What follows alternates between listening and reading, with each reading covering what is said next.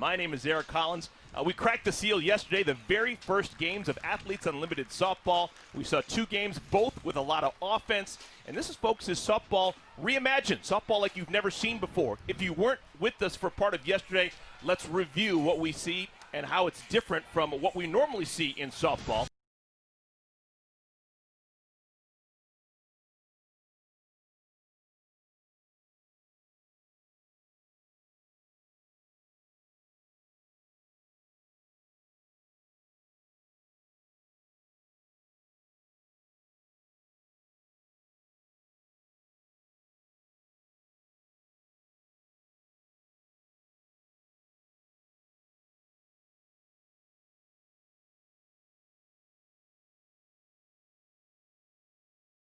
Well, joining me in this venture is my partner, Danielle Lorian. Danielle, we saw so much offense yesterday. It's so much fun to watch if you like that side of the ball. So much offense. I'm fingers crossed we get a pitcher's duel today because I haven't seen that amount of runs scored in a really, really long time. And I have to go to Jessie Warren. She was so big.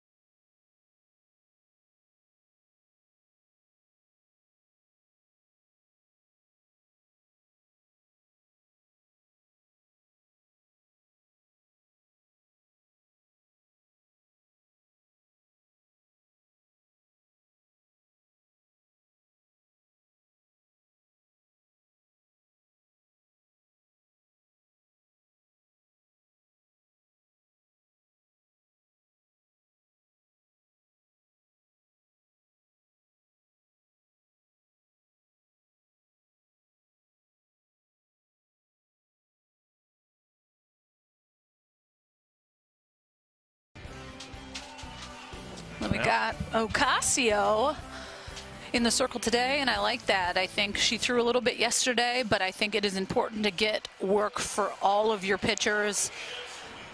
And I think with Ocasio, she really likes to spin that ball down in the zone.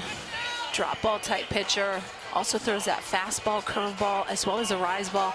Throws it mid to upper 60s, but the confidence in her drop ball is what makes her have a good day to a great day when she has that pitch really moving. And our first pitch of day 2 of Athletes Unlimited softball is a little bit low, ball 1. Shelby Pendley, who was 3 for 3 yesterday, but didn't get nearly as many points as she would have liked because her team came up on the wrong end of the scoreboard. But showing you what she's all about, Pendley, 27 years of age.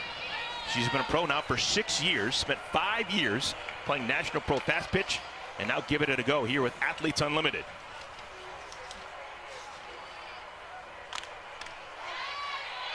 Two balls and a strike.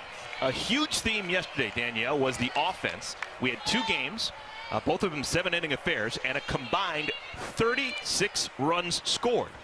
That's a huge number. And you know what else is a huge number? 47 hits total by all the 4 teams, 21 of them coming from Team Wagner. And taking a look at Shelby Pendley, I mean, what a day she had yesterday, that 3 for 3 performance. But the points don't total exactly where you want them to unless you're able to scrape away those wins and winning every single inning. So the importance of that for the athletes, they're really starting to realize that even if I have a great performance, if my team doesn't win, I can't go up as high as I want on that leaderboard. 3-2. Pendley fouls it back. Yeah, case in point, there are 56 athletes here. And Shelby Pendley, even though she went 3 for 3, is currently 31st out of the 56 women in points. She's got 40. Compare that to Samantha Shao, who won a ball game and also did wonderful things. She has 252 points to lead the way. Extended at bat here for Shelby Pendley. She has seen everything that Ocasio has to offer.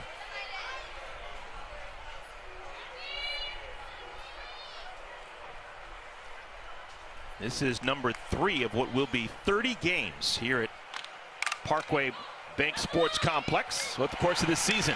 Ball deflected off of Ocasio's mitt, actually knocks her glove off, but Abby Ramirez, Johnny on the spot to throw out Pendley. Number 26, Nicole Pendley. And this little off-speed drop. Ocasio, that natural reaction is just to go right after the ball, even if it's shot right at you. Ramirez heads up D. 1-6-3 on the putout. Next in line, another Pendley.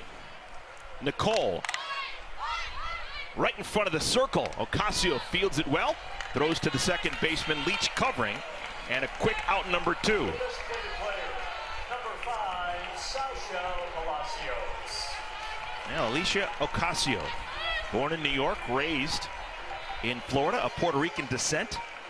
She ranks 20th out of the 56 women in points, and she got points yesterday, both with the bat in her hands, both the team points, and also pitching. And those two-way players are pretty special in the sense where they can earn those points offensively but help the cause defensively. And for pitchers, for every out that you record, that is 4 points towards your score, but giving up an earned run takes away 10 points. So thinking about it that way, as a pitcher, you can help yourself in the batter's box if you're that two-way player, but you have one bad day, you give up 5-6 runs, it takes a good chunk of your points away. 2-0 to Palacios. 3-0. Sasha Palacios had an effective day yesterday with a bat in her hands, 1 for 1 with a couple of walks. She was the catcher to begin the game yesterday. She is the DP to begin today's game. And she draws a 4-pitch walk. So with 2 outs, a runner aboard for Team Pendley. Number 27, Savannah Jaquish. Now here's the hitting star for Team Pendley yesterday. Savannah Jaquish hit a home run. One of her 2 hits. She was 2 for 3.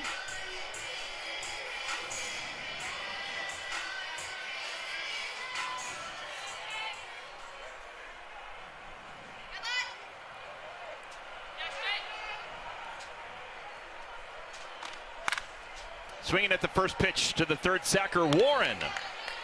And Warren throws out. Jaquish side is retired. So a 2-out walk allowed, but no damage done. Scoreless after a half inning.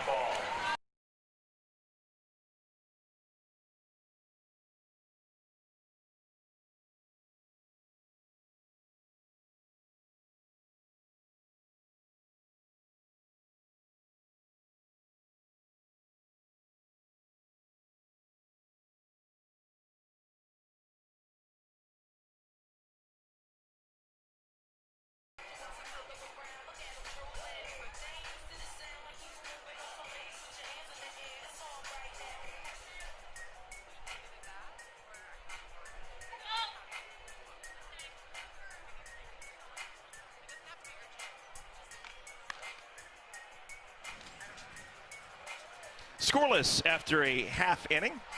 Team Pendley, Team Warren. And we will see Team Warren, who was unbelievable offensively yesterday, head to the bat rack. Before we do, let's go All Access presented by Sparta Science.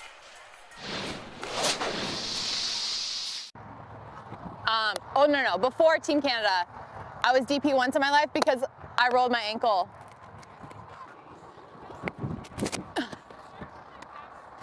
I literally grunted to throw that. Just do the opposite. Why would they want to rest on that ankle, though? Because whatever they did yesterday didn't work. So different, though.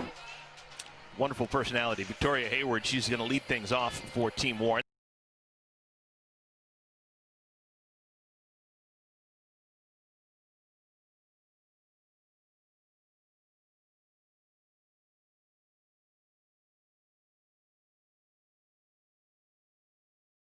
First pitch she sees. Hayward, little flipper into left field over the third baseman, and she is aboard with a single. Good start for Team Warren.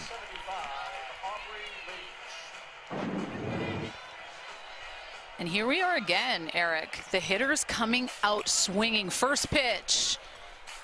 And I love it. Vic going with the little slap piece right over. Third base's head drops in. It's 10 points. Hayward went 2 for 4 yesterday, so she's now 3 for 5 in 2 days of competition.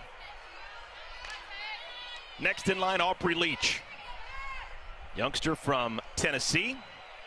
She had a pair of hits yesterday, 2 for 3 with a walk.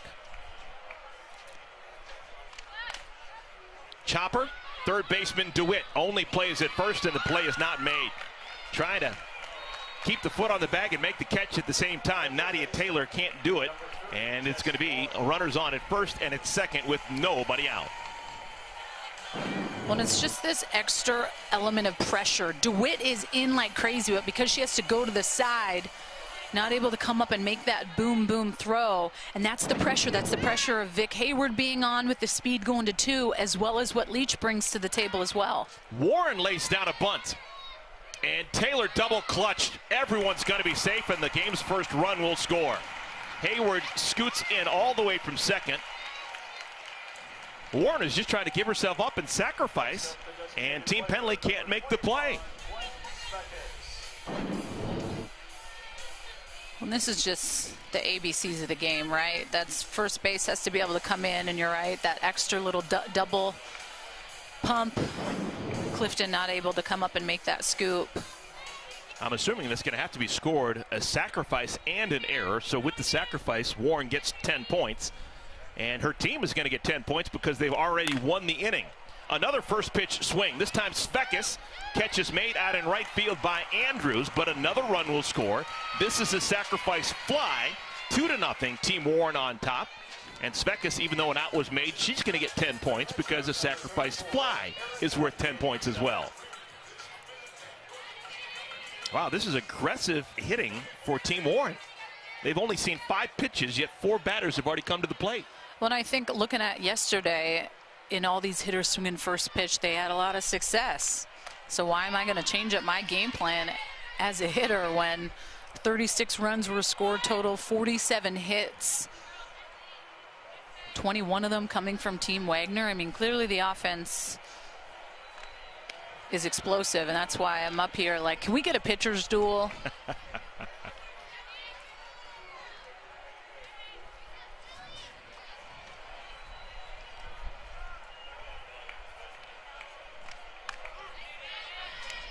Erica Biancastelli is the batter. She only came off the bench yesterday. 24-year-old from California, actually born over in Italy, but was raised in California. Played collegiately at McNeese State. She has got a ton of pop in that bat. Didn't get a chance to talk about her a lot yesterday, but she's got 75 collegiate home runs at McNeese State, 15th most in the history of Division I softball. Biancastelli takes outside. And for those watching, I mean, you have 2 aspiring Olympians for 2021 going at it. Taylor McQuillan in the Circle Team Mexico. And then you have Erica, who is the team captain of Team Italy. And the walk is issued. Biancastelli, 10 points for her, courtesy of the walk. And runners on at first and at second. So Taylor McQuillan pitched yesterday and got roughed up a bit. Remember, there are negative points that pitchers get. When you give up earned runs, those are negative points against your line. But the runs this inning, we're going to have to figure them all out. But there has been 2 errors, so it's going to be debatable over what is earned and what is unearned. So even though 2 runs have scored, they may not go against her record. And a pretty rough stat from yesterday. -98 was the combined number of stat points totaled by the pitchers on Team Pendley. So just shows you can fall behind pretty quick if you give up a whole bunch of runs. And I think that's why the importance of having that short-term memory is key, because it can wear on you of going out. These hitters are so good, but you have to be able to just close that chapter on a bad performance. Ball and 2 strikes to Janie Reed. There's a meeting in the circle. Let's talk a little bit more about McQuillan. Well, and she's your typical lefty. She's going to throw that curveball. She throws the ball down in the zone as well with the drop. Can go up if she needs to, and is comfortable with that changeup. And that's what I will say. From what I saw yesterday, pitchers need to be able to change speeds. These hitters have come out swinging, and it's noticeable. So it's either that pitch backwards mentality of, I'm going to start you with that changeup. Right back to McQuillan. Chooses to go to first, and out number 2 is recorded. The first Both runners advance an extra base. Warren's now on at third. Piancastelli at second.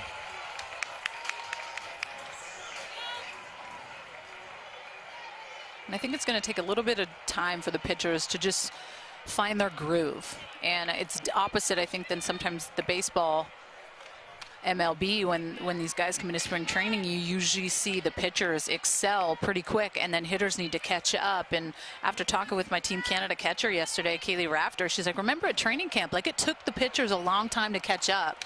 So I bet you in the next week or two, you're going to see the pitchers start to figure it out and get comfortable with the catchers and be able to really talk shop in that, because you're constantly switching catchers. So you have to be vocal about what you're comfortable throwing, what you want to shake, your go-to. But you have to also take ownership. And what I feel like the pitchers have lost throughout their career at times is not understanding what I want to throw, because coaches call it. So to be able to take ownership of that, all right, I'm feeling my curve. It doesn't matter if you call this pitch, I'm shaking. Because at the end of the day, the pitchers choose the hardest role on the field, so you really have to be able to take ownership, because the game can be won and lost based on your decision. 3 balls and a strike to DJ Sanders. There's the strike that McQuillan needed. 3-2. McQuillan facing Sanders, the 7th batter in the lineup. She has thrown 20 pitches here in this first inning. And that'll do it.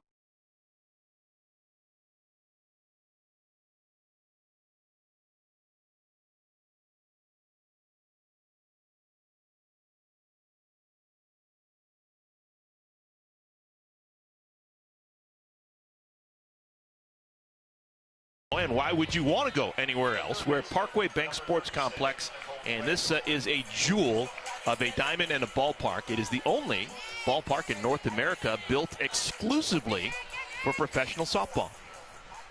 Infield has been totally redone.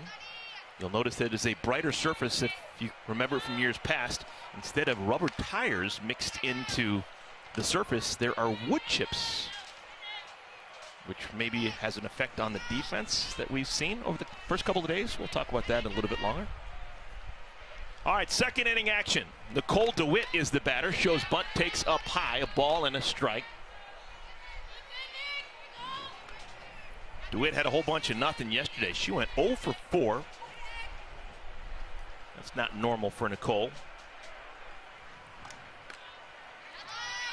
She was the leadoff hitter for Team Pendley yesterday, and she's been bumped down into the 5 spot today.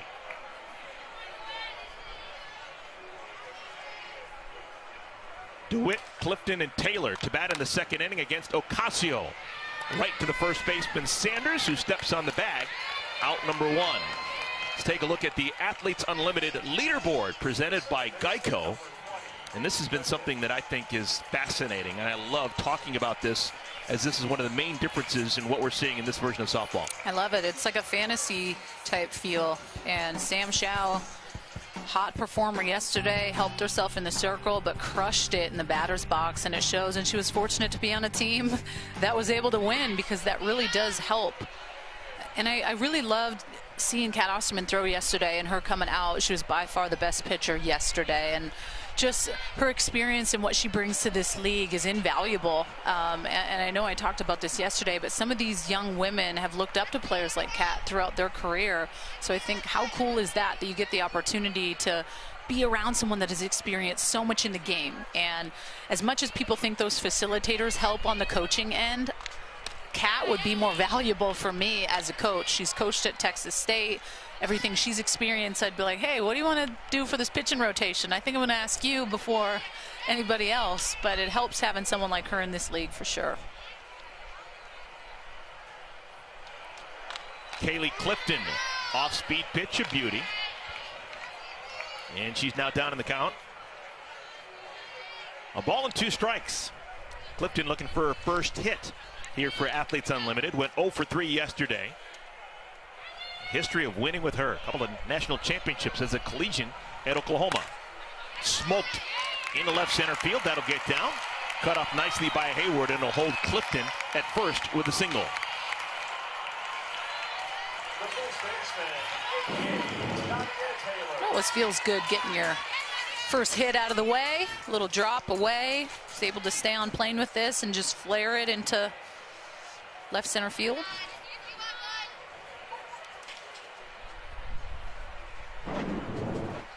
So a one-out hit for Clifton.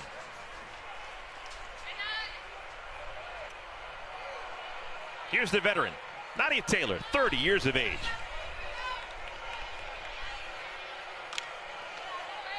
Blocked nicely by Piancastelli.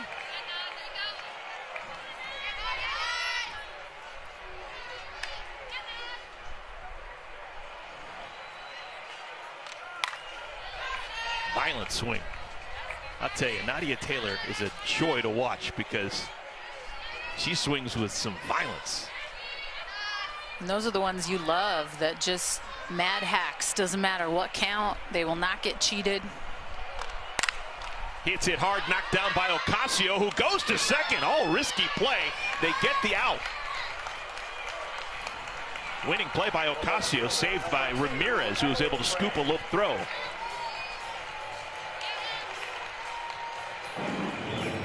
I love it. Just that heads-up play by Ocasio. Even that short little bobble that she made, trusted her stuff. That's why those two-way players sometimes are pretty special too, because not only does she pitch, but she's played third base. So that comfort level of her fielding her position is high. I felt like yesterday, Eric, we saw some of these pitchers not super strong on wanting to throw the bunts that were coming to them and stuff like that. But she is a phenomenal fielding pitcher.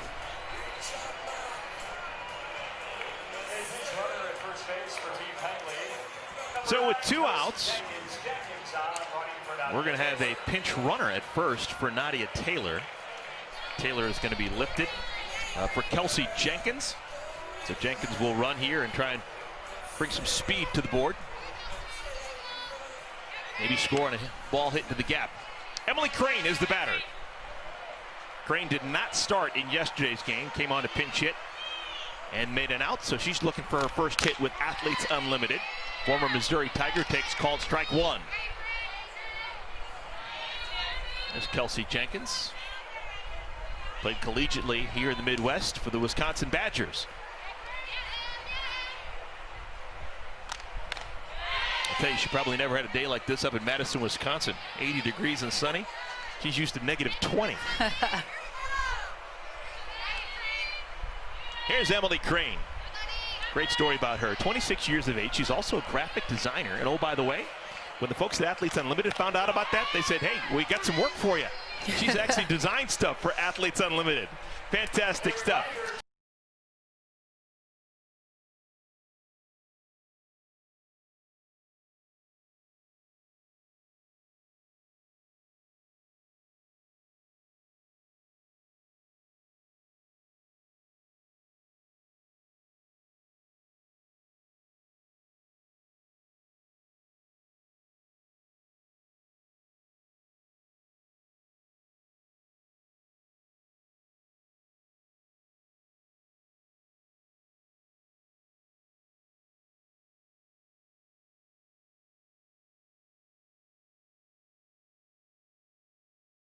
Long since we saw this game played. You're telling me the struggle has been real with this, and I think that's another piece to this puzzle as to why this is such a big deal and people are jumping on board, because they get to watch and witness the best players in the game that they've loved and respected, and now they get to see them on TV in August and September. And I just think for the little girls that are watching, you know, I know my little girls are watching Maddie and Audrey High, and I just think it's so important for them to be able to turn on the TV and watch these women and aspire to want to play in a league like this. And I think it's really cool, and I can see this blowing up. I really can. And not that I'll be coming out of retirement to come and join, but this is awesome. Morgan Zirkle lead things up for Team Warren. They scored a couple of runs in the first inning, and it had a lot to do with the defense of Team Pendley. Team Pendley committed 2 errors to go with 4 errors they committed yesterday in a loss. Well, and that's the thing. At this level, that can't happen, right? But then you also want to look at it and be like, these women haven't played competitively in quite some time. You're going and playing all these different positions, so it can be difficult. But you got to make the routine plays. Shelby Pendley did about everything she could. She got that ball quickly and fired it to first with some zest, but no chance to get Zirkle, who is quicker than a hiccup. Good golly, she got down the line. When she worked that count, got to 3-2, and Shelby Pendley put her best effort, but the speed of Zirkle was too much. Safe by a mile. So Zirkle is aboard, second consecutive inning that Team Warren has got a base hit to begin a frame. McQuillan fields her position, and there is the standard out you want on a sacrifice. Abby Ramirez just trying to give herself up, and this time, unlike last inning, Team Pendley's able to get the out. So a sacrifice actually worth 10 points for Abby Ramirez. She got her job done by getting Zirkle into scoring position. Back to the top of the order, Victoria Hayward, 28-year-old.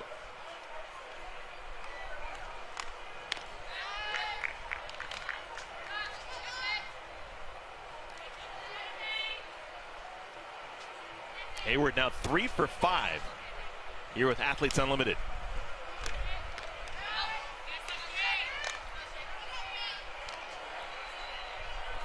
Coming in today's action, she is 7th out of the 56 players in points, 150 points in yesterday's win.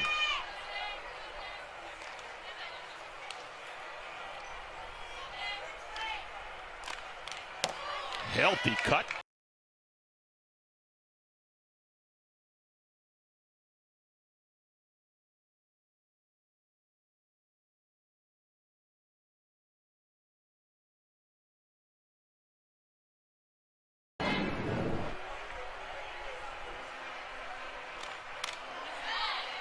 Count goes even, 2-2. Hayward's played competitive softball at a high level since she was a 16-year-old. She was the youngest member of Team Canada back in 2009. McQuillan again wants to go to first base, and Jenkins now playing first base, able to stay on the bag, and that is out number 2, but an extra 60 feet for Zirkle.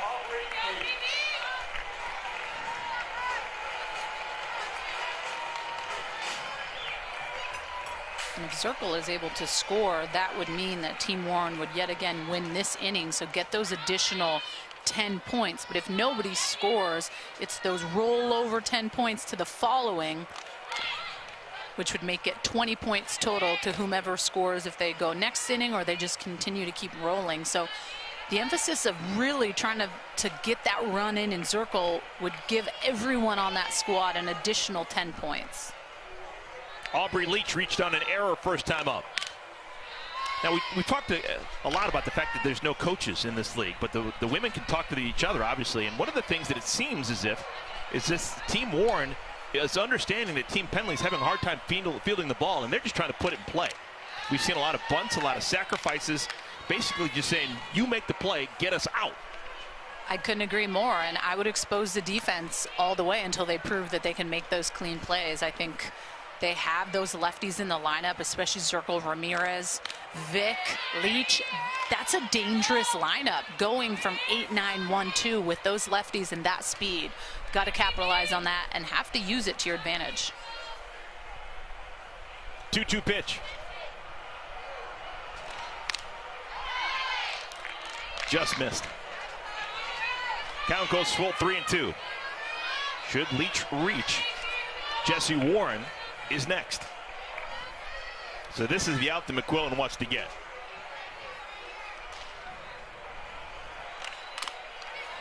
Right in front of the circle, McQuillan can't make the play and a run scores. Leach beats it out, give her a base hit, and the team points go for the second inning to Team Warren.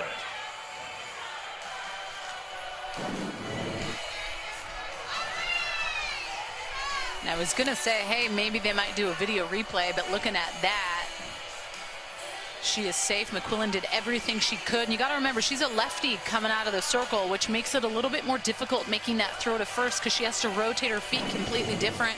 That's as fast of a play that she could make, but Leach's speed is too much. And I actually think they are going to do the video replay on this.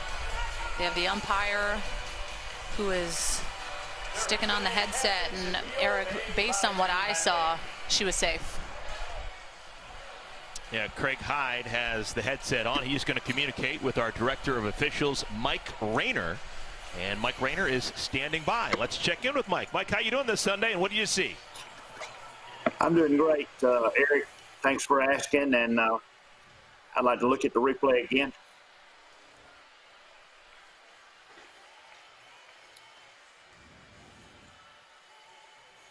And on that look, Eric, I've got the foot on the bag before the ball's in the glove. I'm going to stay with the call on the field. All right, so there you have it. That's a quick review, and so the play is confirmed. There wasn't clear and conclusive evidence to overturn the call, so it is an infield single for Aubrey Leach, and another run scored, and that means it is 10 team points for Team Warren. And Mike Rayner, we thank you not only for your accuracy and your acumen, but also for your speed. That was cool. And I like it. If you have the video replay in your back pocket, why not use it, right? Like, and Team Pendley's been struggling a little bit defensively here and there, and something like that can pick them up a little bit, give them a little extra life. So I think it's a good call by the captain, Pendley, to just check that out. So every ball this inning has either been hit to the shortstop Pendley or to the pitcher McQuillan. 4 batters have come to the plate, and it's been nothing but small ball. Will it be the same with Jessie Warren? I doubt it. 2 outs. She's got some thump in that bat. She did lay down a sacrifice her first time up, though. Got 10 points for it. 1 ball and 1 strike.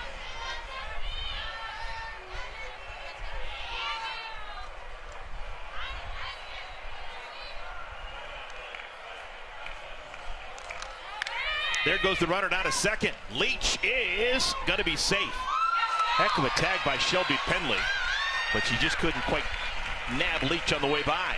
And that gives her a 3rd stolen base in the last couple days, so the additional 30 points. And I think the difference with not having the coaches is that these players have to have that green light to be able to make that decision whether or not they're stealing. You see Pendley having to come across the base, does everything she can to try to get that tag. Looked a little closer than some may think. In a league full of wonderful athletes, I think Shelby Pendley is top 3%. There's no bigger fan of what she can do athletically than me. The way that she can throw from every angle, the way she contorts her body, the way that she can run, she can hit with power. Total package, Shelby Pendley. And she's just that calm, collected, experienced athlete where you can tell she's never freaking out. We heard her yesterday on the All Access, mic'd up and just talking shop to the players, instilling confidence in them, and that's just comes with age and experience. And you know when you gravitate towards those types of players because they make you feel good. Walk is issued to Warren. Second walk issued by McQuillan. And the inning continues. The number 4 hitter, Gwen Speckis, is the batter. Speckis drove in a run with a sacrifice fly back in first inning.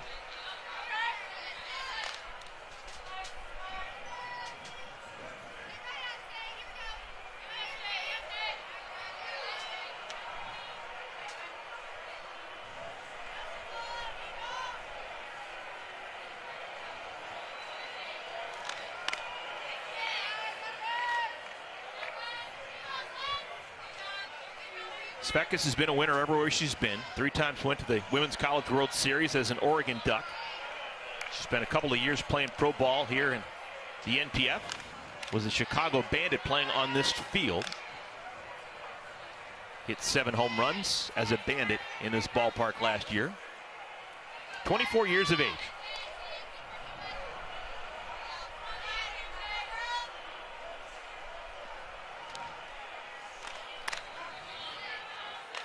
.30 takes a strike.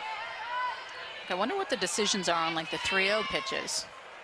You know, you don't have a coach saying, hey, I'd like you to take. If you want to take the Mad Hack 3-0, can you do it? Like, those are the little things I want to like get a Zoom call set up with the players to find out. Hit hard right center field. Going back on it as A.J. Andrews runs out of room. It's going to be a home run for Gwen Speckis. Crushes it over the wall in right center field. And the bleeding continues for Team Pendley. They have given up 4 more runs here in the second inning. Wow, Gwen Svekis, first home run with Athletes Unlimited. Well, and this is exactly what you do. When you're 3-0, then you take a strike and you get a meatball pitch, and she capitalizes on that. Guess what, pitchers? You have to get ahead of these hitters.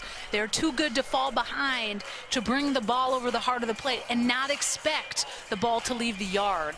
So location over everything, and I think that just shows they're making a pitch and change here with Burrows to bring her in the game, because you can't let any lead obviously get too crazy, and they're already up 6-0 in the second. So, second consecutive day, we will see Jessica Burrows. It's a flip-flop from what we saw yesterday. Yesterday for Team Pendley, Burrows got the start and was replaced by Taylor McQuillan. Today, McQuillan getting the start. Now Burrows replaces her. But yeah, just basically anyone whose name is not Kat Osterman is having a hard time pitching here in this Athletes Unlimited season so far. And I think if I've seen anything, like Jessica Burrows yesterday, the first couple innings were good, and she throws that good rise, change, curve, drop, doesn't blow it away with the miles per hour, but her knuckle change, I love the slow-mo effect of that yesterday. But if I've seen anything from the pitchers, first time through the lineup, they're pretty good. Second time through the lineup, they tend to leave the ball over the plate.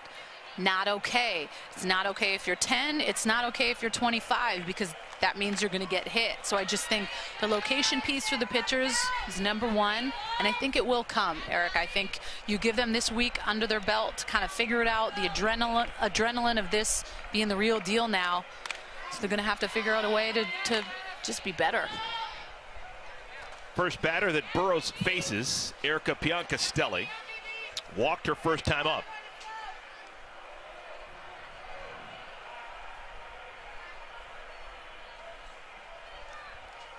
Not surprising, we have a meeting between the catcher Jaquish and Burrows.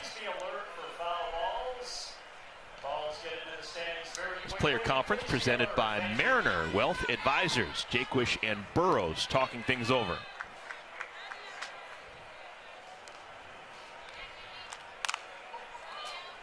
Fisted foul. Count remains 0-2.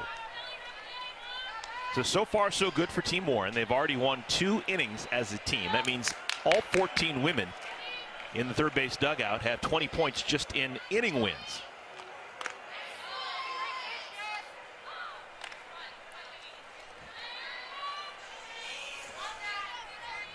Ball and 2 strikes.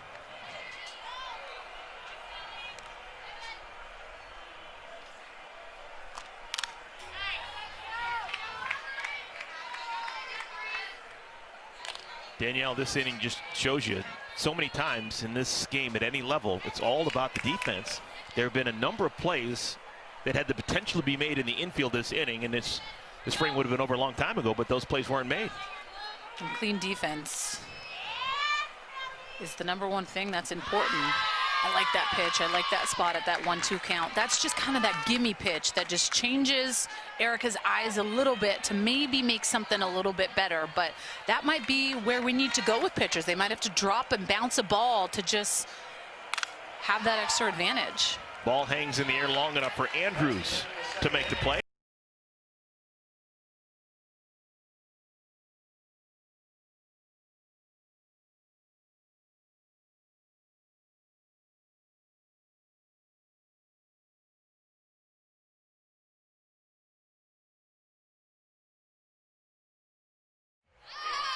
I'm really jazzed about these leaderboards and these points. I think this is just an absolute brilliant idea. I agree. I love it, because at the end of the day, you want to win as a team, but your personal performance means a lot too. If you're fortunate enough to be on those teams that win, it gives you that little extra advantage. A.J. Andrews lays it down, and it's going to have an opportunity because absolutely no one was at first base. Team Warren is lucky that Andrews is not sitting at second base right now. That was miscommunication. And this ball was spinning like crazy, and Sanders out at 1 cannot be going into that. She also needs to know, put in the back of your mind, Ocasio is a legit fielding pitcher, right? So when she does that little slap, Andrews has so much speed. You cannot clear that bag and think someone can be able to make a good throw to you. So A.J. Andrews is the happiest player in town. The official score gave her a base hit, so 10 points for A.J.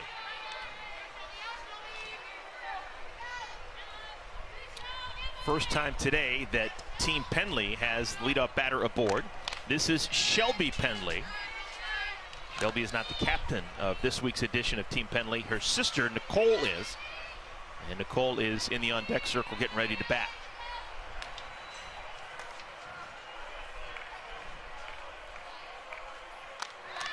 Pendley lays down a bunt. That's going to stay fair.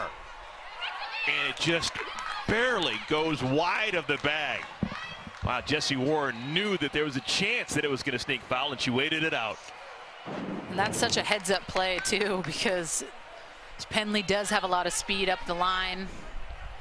But at this point, you got to let it go because you know you're not getting her out at one. So you just hope the softball gods are going to give you this one. 2-1. Count evens 2-2. Well, if I have to take a chance on anyone defensively at third base, taking a chance on the mind of Jessie Warren is someone who I'm going to bet on. She is elite. Only made one error last year playing professionally in National Pro Fast Pitch. Won a Gold Glove for her work. And that's rare. You only have one Gold Glove winner given up by Rawlings to a women's player every year, and she was the only winner. Pretty cool. 3-2. And Pendley chase. There goes the runner down to second. Andrews is safe. I think if Abby Ramirez had kept the tag on her, they could have gotten Andrews at second, but she's safe. Runner in scoring position with one out now. I thought it was going to be a little strike him out, throw him out. Andrews a lot of speed, gets her fingertips in there. Ball was dropped anyways, but that could have been close. Andrews overslid the bag. First ball swinging, Nicole Pendley into left field. One pitch and an out. Two down. Andrew has to stay at second. Let's take a look at the Carvana draft recap. The goal for the draft was to build a solid battery at first and then kind of work my way around the infield.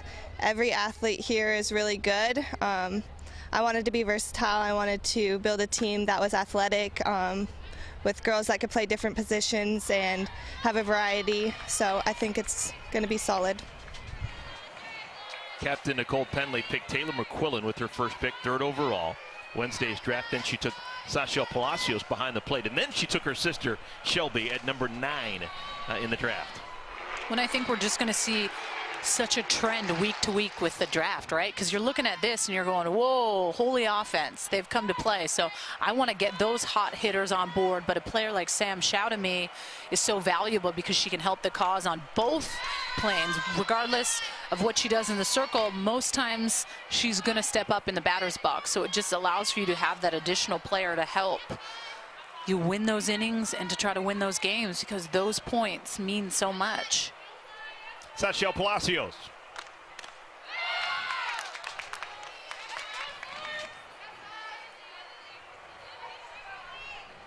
This matchup has an international flair to it. Palacios, part of Team Mexico, playing the Olympics next year, and the pitcher, Ocasio, has been part of the Puerto Rican national program for years now. Foul tip at the plate. And there's just so much history with some of these players. I mean, the national teams just played in the Pan American Games last summer in Peru, and Puerto Rico played Mexico. These two squared it off. So it's just kind of cool how there's that little extra flair to it, how the national teams get to compete against each other, be on the same team, and see what they bring to the table to maybe scout and put in the back of their mind. Flipper into left field. That'll get down. That'll score a run. A.J. Andrews crosses the plate. 2-out single for Palacios, and maybe something's getting started here for Team Pendley. And I've always noticed with Palacios, she's just such a good inside-out hitter. Hits a lot to left field, can stay on a curveball.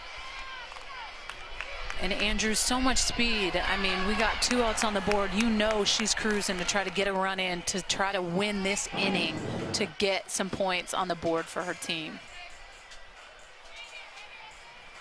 So Palacios on at first base. Next in line, Savannah Jaquish, the cleanup hitter for Team Pendley. Jaquish a homer in yesterday's loss. Ball 1. 4 years all SEC as a LSU Tiger, Savannah Jaquish. Talk about international softball. Both Jaquish and Ocasio have spent time for Team Puerto Rico. Jaquish actually has the distinction of playing for Team Puerto Rico in years past, but more recently playing for Team USA. So she's actually played for 2 separate national teams. And the bunt is foul. It is foul, dead ball. There's a couple of women here in this league who can make the claim of being on 2 separate national teams. Danielle O'Toole has played for Team Mexico as well as Team USA. I will say this, as like when you think about Danielle O'Toole, she'd been on Team USA for a while, right? And then when Kat came back, Kat was that power lefty that took out O'Toole. And what I love is that the opportunity was there for her to play with Team Mexico because she deserves to go to an Olympic Games. And a player like Kat beat her out, but she still has that opportunity to play with Team Mexico and make her Olympic dream come alive. And her talent speaks for itself. But I think that that's something that people maybe get upset about or think, oh, she's jumping and going national team to national team. Guess what? If you have an opportunity to go to an Olympic Games, you're going to an Olympic Games, and that's what matters the most. So I love that she's getting that opportunity. Jaquish just stays alive. How'd she get a piece of that?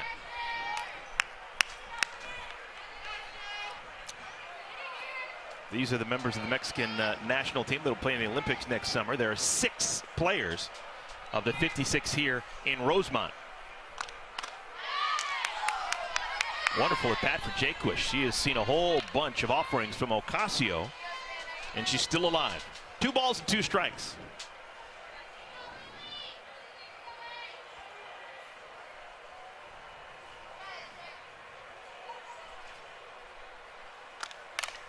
Popped up.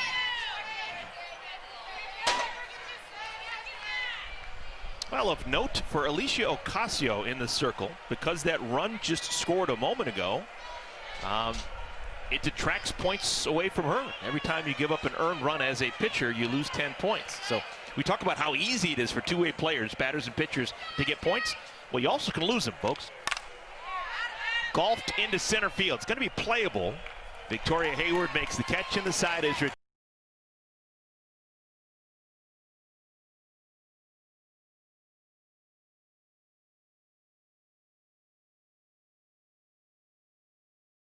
I am Eric Collins. And how about this? Team Pendley playing some defense with an opportunity to win some inning points. They have scored a run here in this top of the 3rd inning. If Team Warren does not score, every single person on Jessica Burrow's Team Pendley team will get 10 points. Points are the name of the game. It is how you determine who's on which team. It's one of the factors in how much you get paid. It's a big deal. Janie Reed leads things off. There's some out there who may remember Janie Reed as Janie Takata. That was her last name when she played in the Pac-12 at Oregon.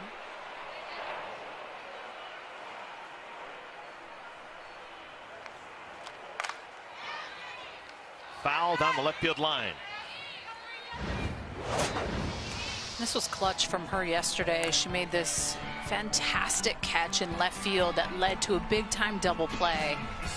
Getting Myers at 1. Just those little heads-up defensive plays are so big for your team. Gives you a little extra motivation, pep in your step.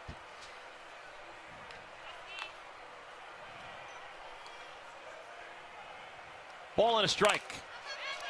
Reed hits this one into right field. It'll hang in the air long enough for Andrews to make the play. That is out number 1. Number 37, Jay Sanders. I think what I'd like to see this kind of third time through the lineup I think it's important for Team Pendley defense to respect these lefty slappers So after Sanders, you're going to have that Zirkle, Ramirez, Hayward, Leach. We've had a ton of infield hits. So I think it's important to make that adjustment and respect the speed over your throw. And Shelby Pendley has a gun from shortstop, but it was made apparent on a couple ones she wasn't able to catch up to the runner. So for me, I'd rather my shortstop be in a little bit and say, hey, hit it over my head. Little number, Burrows an opportunity. And out number 2, Sanders stumbled over the bag at first. I think that was just a stumble. It wasn't a slip. That was an issue yesterday. We had a slippery bag at first, but that's been replaced.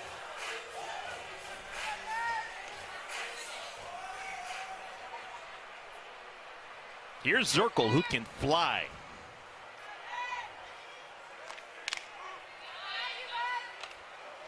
If Zirkle was swinging a soggy newspaper, she still could hit 300 just because she doesn't need to hit it past any fielder. She just needs to put it in play and scoot down the line.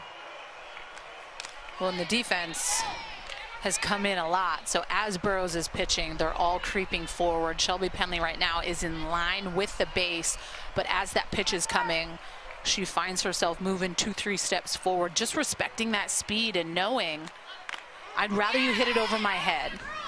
3-pitch strikeout. Good job by Burrows.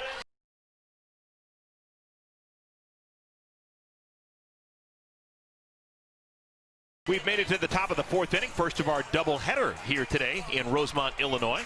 So far, so good for Team Warren, 6-1 lead. Let's take a look at our leaderboard brought to you by Geico. This is combined all 56 players in this year's field.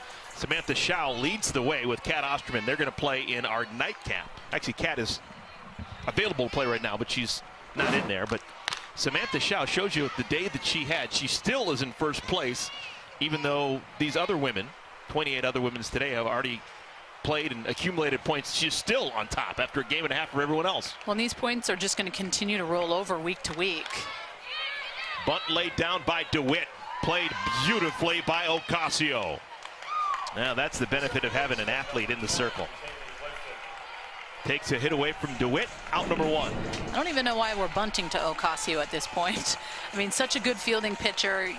Saw Warren was coming in to have Ocasio's back, but she fields it cleanly, makes a boom-boom throw. But just going back to the leadership board, like, it's crazy to think, like, is it going to be a pitcher that wins it, or is it going to be a positional player that's fortunate enough to be able to always be on that winning team? I feel like as a pitcher, sometimes you can control your own destiny and say, hey, if I do my job, I get those outs, I get 4 points every single out I get. Chances are, if I pitch well, then my team's going to win, right? That's how a pitcher should think. So I don't know. I like that the pitchers are on top of the leaderboard, but it's going to be really interesting to see how this plays out the next 4 weeks, because you need to be lucky enough to be on a winning team.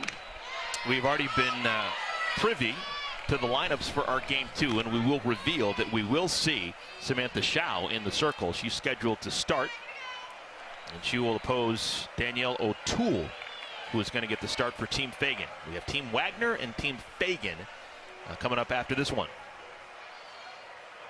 Kaylee Clifton. A little bit high, 2-1 to Clifton. And it's funny, after talking with Sam Schau a little bit yesterday, just through kind of text message, I was like, are we getting the bat flip? Are you going to give people what they want? Because she hit that tomahawk yesterday, and she goes, I really need to know that's going out. I can't bat flip. Clifton ropes it down the line in left field. This should be extra bases. Clifton runs well, and she will make it to second standing. 1-out double for the second baseman, Clifton. So Clifton went 0 for 3 yesterday. She's 2 for 2 today with a couple of ropes. And that drop, off-speed drop down, missing over that heart of the plate. And I love this view, this slow-mo. You see those seams that it's going down, drop ball rotation. Clifton stays on plane with it and just hammers this thing to left field. Here's Kelsey Jenkins. Opportunity for her, an opportunity that she didn't get yesterday. Position player from Wisconsin did not bat. She appeared briefly, but this is her first at bat with Athletes Unlimited.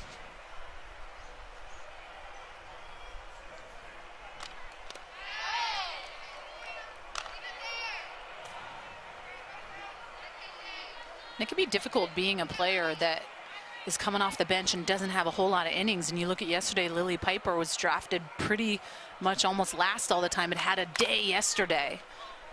Lifted in the air center field. Hayward makes the play. Thinking about tagging but not going is Clifton. There are now 2 outs. Emily Crane, All Access. We're going up pretty. It's because we're moving and grooving. We're going pretty quick right here. I got this. Yeah! Not today, baby. I've been waiting my whole life to be mic'd up. It's one of the best days of my life, I think. Hi, Mom. You want to wave to your mom? I think, look, the camera's on. Hi, Mom. Hi, Mom. We love you guys. We love our moms. I'm wearing my mom's perfume. I love my dad, too. I love my dad, too, but I don't. Mom's getting all the love. I dig it.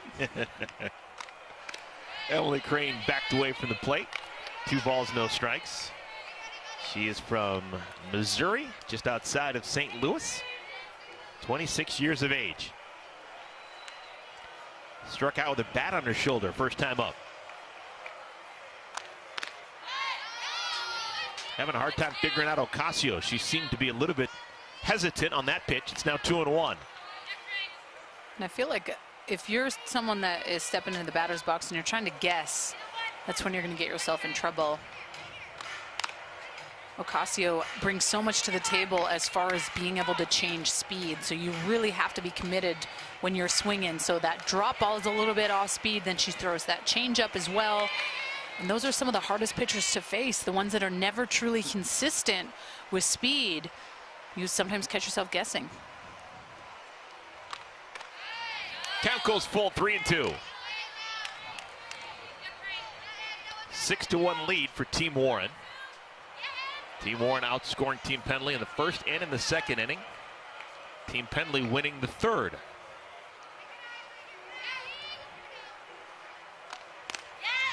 Good at bat for Crane. Draws the 2-out walk. Runners at first and at second for A.J. Andrews. Second walk allowed by Ocasio. And this would be an instance where the facilitator is somewhat like a coach. Christian Conrad helps out at Florida State.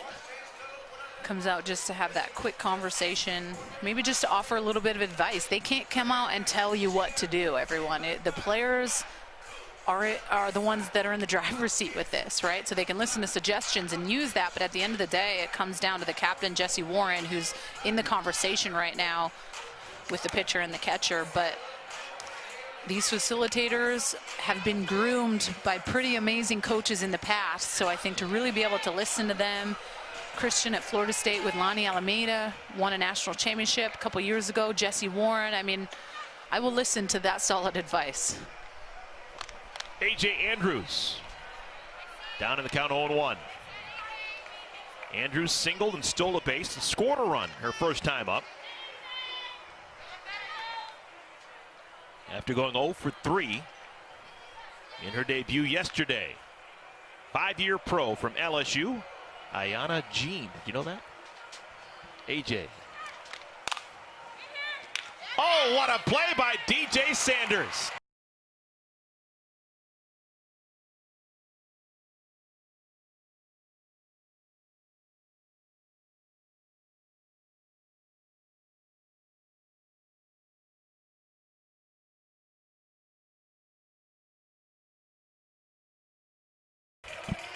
Bottom of the 4th inning, 6-1 is the lead for Team Warren. Athletes Unlimited Softball, you're playing for inning wins, you're also playing for team wins. What's all said and done, that is a big chunk. Every team wins, every player on the team gets 50 points if your team wins a game. We're adding up these points as the game progresses.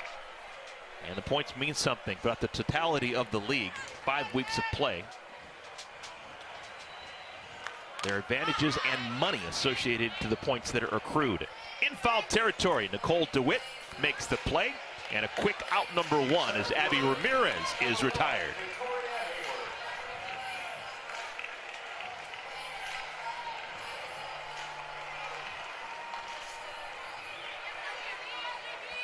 Back to the top of the order, and Victoria Hayward. 1 for 2 with a run scored. So Hayward's been part of the national program up in Canada since 2009. Danielle, you were part of the program even before that. How much has she changed since she was a 16-year-old and was playing internationally with Team Canada? There's a base hit for Hayward to center field. Her leadership role has definitely changed a lot. She's one of the captains on Team Canada, and I just think the older you get, the more experience obviously you bring to the table on so many levels of just trusting and understanding your training and knowing that you need to make that a priority. And let's be honest, with this game and when you play at the highest level, especially with the national team, a lot of these women, especially I know with Team Canada, they haven't had a summer off. Vic has not had a summer off before 2009. So it's just those are the sacrifices that you make. You're playing softball all year round. You love it, you breathe it, you eat it. And she is definitely one of my favorites on that team. And I feel fortunate enough to be able to get an opportunity to go to Tokyo 2021 with her. Aubrey Leach is the batter. She has been fantastic here in Athletes Unlimited Softball. Leach had 2 hits and a walk in yesterday's win for Team Warren. She already has 2 runs scored, a base hit and a stolen base in today's game. And she's actually got some local history here in Illinois. Her grandmother played professional baseball in a girls' professional baseball league, played for the famous Rockford Peaches just up the road. I mean, if that doesn't give you the game day feels, I don't know what will. I mean, A League of Their Own is one of the best movies ever made. Back to Burrows. Hayward was in motion, so the only play is at first. Outs recorded there. 2 down here in the bottom of the 4th inning. Hayward chapped, 200 herself a stolen base. There's always 3rd if she wants.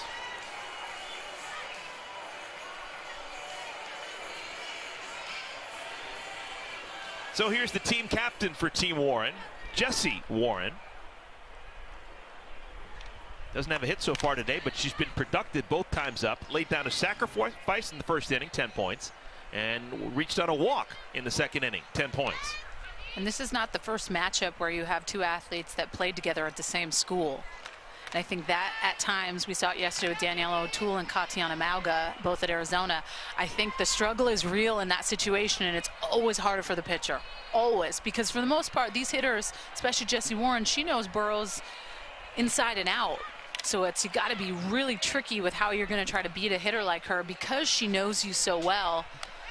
But it's definitely an advantage hitter, I think. If you're a pitcher, do you have access to the inside part of the plate? Or are you afraid of possibly hitting your former college teammate, your buddy? All of these pitchers should have no fear going the inside part of the plate. It's a game you want to win. But that establishes dominance, in my opinion. This is my plate. So if you want to take that risk and you want to stand on it, I might come 67 in on your hands. I'm not saying I'm trying to hit you, but if you get hit, then back off the plate. You know? Warren with the lash to left field. They're going to send Hayward around 3rd. The throw not in time. RBI for Jessie Warren, and another run scores, and an inning 1 for Team Warren. The designated player, number 21, Gwen Spettis. Just pretty piece of hitting. She went down to go get this. Something I've seen with Jessie Warren, she is good to drop barrel and get to the inside part of the plate. And I thought this would have been a little bit closer. Hayward has a ton of speed, made this look easy. Quick slide in. Points up there, inning 1 for Team Warren. It scored a single, so 10 points for the single for Warren, and then of course the inning win for Team Warren. And she sees catcher's right there, doesn't want to get interference behind the dish, so Jaquish makes a clear path, and Vic's able to just get right in there. With Victoria Hayward rounding the bases for Team Warren, Aspiration Bank just committed to plant another 100 trees to drive environmental change.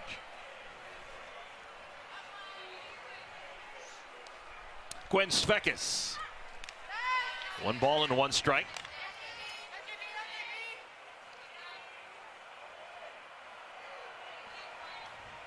I'll tell you what, Jessie Warren was the captain because of her performance in the scrimmages earlier this week. She knows how to pick a team. She's as good as a general manager as she is as a player. And that's such a good point. You get so used to being on this winning team, the swagger's there. You're like, dang, we can do some damage. oh, until next week where we got to switch it up, and we may not ever all get to play together again. Svekis pokes it foul. And looking at the team Warren drafted, her #1 draft pick is actually not even played in today's game. She picked Kat Osterman, who was sensational yesterday.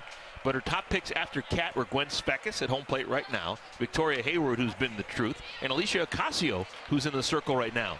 Those are airtight. And then you got Aubrey Leach, who maybe people didn't know as much about, but she has been the goods here in the first 2 games.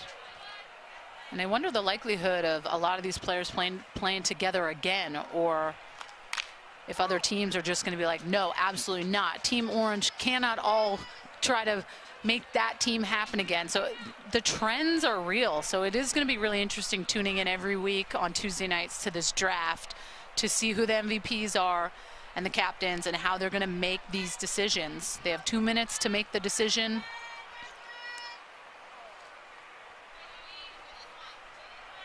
Ball and 2 strikes to Svekis.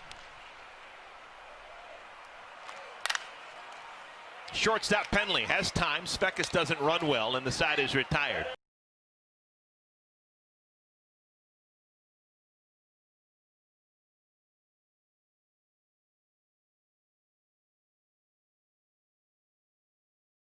Had a gold medal back in 2004.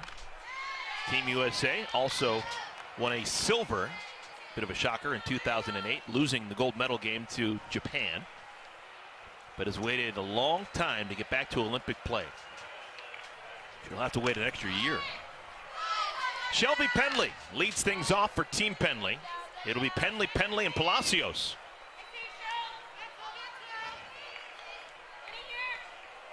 Pendley went 3 for 3 yesterday. She's 0 for 2 this afternoon. On the ground, Sanders has to scamper back over to first, and she makes it in time. Out #1, Leach to Sanders.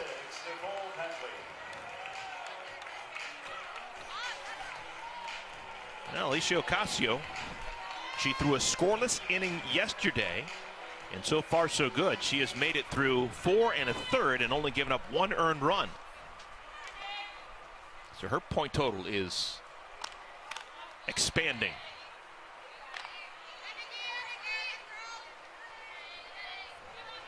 As a pitcher, for every out recorded, you get 4 points. So since she's made it through 4 1/3, she's recorded 13 outs. 13 times 4, 52. Good thing you didn't ask me that math on air. I kind of just set myself up for failure. I was like, this is going to have to be quick.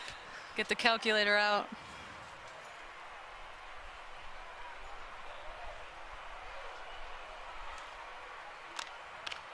Off-speed pitch, a beauty. 1 and 2. 75 pitches for Ocasio as she is going through this Team Pendley lineup for the 3rd time. That is always dicey.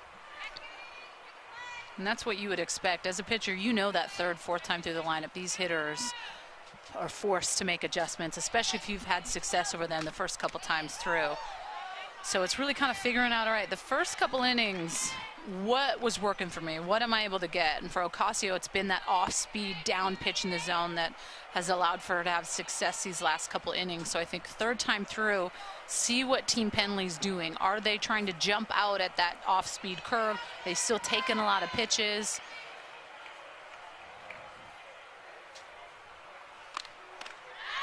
Wow.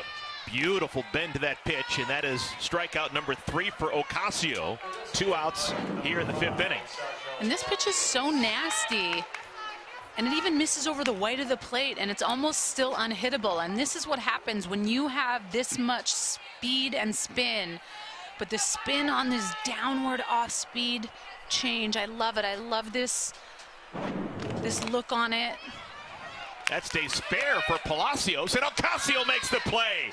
Oh, she had to maneuver around Palacios to get the out, and she did it like it was child's play.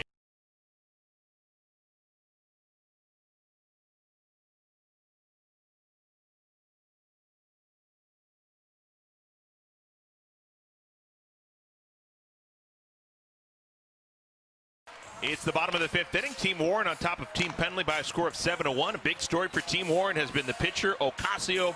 She is the subject of our Geico Defensive Play of the Game.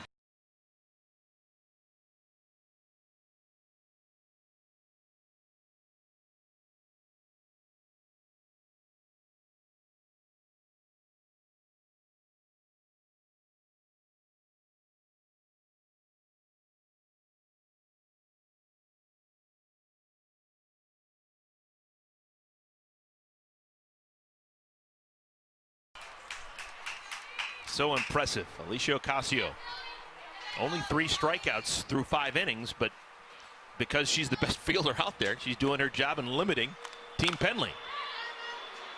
Softly hit, foul territory. Piancastelli down in the count 0-1. We've had a pitching change in the circle for Team Pendley. Carissa Hovinge is out there, who had some innings yesterday, and I like that they're making this change. I think with the pitchers that were in yesterday struggled a little bit and really fell behind in the points category. So I think being able to give someone that second chance the next day and see how quick of a short-term memory they have. And Hovey did great the first inning and then struggled a little bit after that and just had that one bad inning of the 3 home runs. So I think it's important to give them that second chance right after to redeem themselves. We've been talking about points for the first couple of days of this Athletes Unlimited Softball weekend. Carissa Hovinge is at the other end of the spectrum. We're talking about Kat Osterman and Samantha Schau with a lot of points to their name. Hovinge is actually in the negatives, which is a possibility if you're a pitcher particularly, because for every earned run you allow, it's a -10 against your name. So through the first game yesterday, Hovinge sits at -8. That is 53rd out of 56 players. High and foul out of play. And let's not forget this league, everyone. I mean, we have some of the best players in the game. You are going to get humbled. That's how softball works. That's how sport works. But it's the difference when you do struggle. How do you come back from that? What's the work you put in? Is it something different you have to do mentally? Is it you need to run some foul poles to get that mental stuff out of your head? But you will be humbled on so many levels with this amount of great players. Underneath the glove of Hovinge, she's upset with herself. Base hit for Piancastelli, and the leadoff batter aboard here in the 5th inning for Team Warren. And it's just over the heart of the plate. And one thing that I will always stress with pitchers, be better with location. And I understand sometimes we miss, but if it's a repetitive cycle of constantly missing, that's when you get hurt. Teach these young ladies growing up playing the game location over speed, location over speed. Because when you throw 70 over the heart of the plate, you can still get hurt, but the ones that can really focus location can have success against these dominant hitters. Not going to duck this matchup. We got a couple of Oregon Ducks against each other. Hovinge and Reed. They're probably walking around saying, what is this weather here? The sun? Blue skies?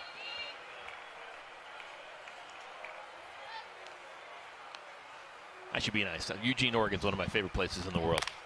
I love going there. It's nice to get that fresh air. I mean, I'm living in Seattle, so it's pretty similar to Oregon, but we see the sun more than people think, Eric, okay? Look at you, got to protect. Yeah.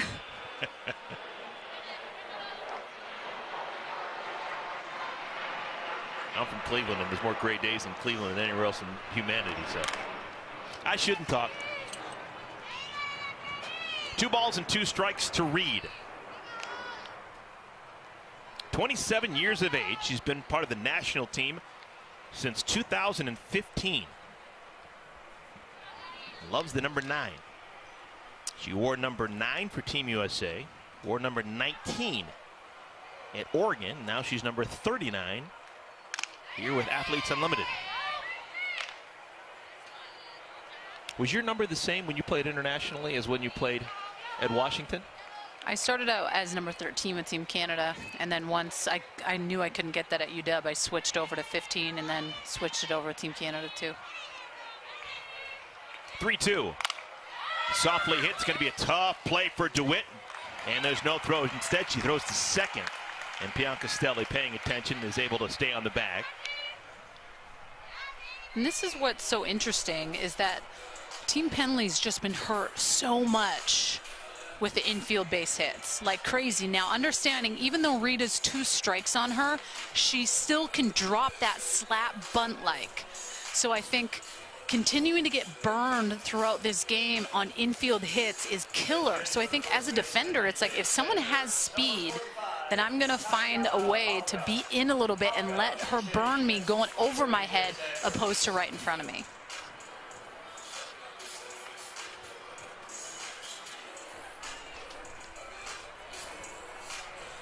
Oh, we got a lot of wheels in motion right now. We have a meeting in the circle with the battery, but we're also going to have a change in the batter's box. Tatiana Mauga has grabbed the bat.